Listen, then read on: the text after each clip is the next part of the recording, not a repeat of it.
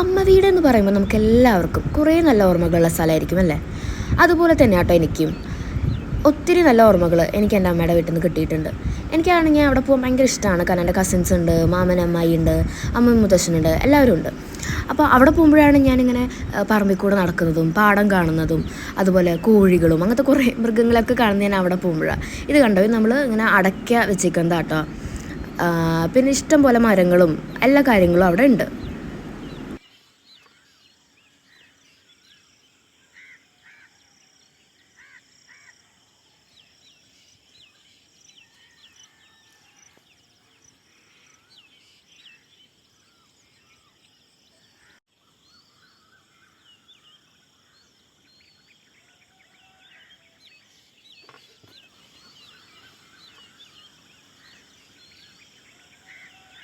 അപ്പോൾ അത്രയേ ഉള്ളൂ. എല്ലാവരും സബ്സ്ക്രൈബ് ചെയ്യണേ. ബൈ.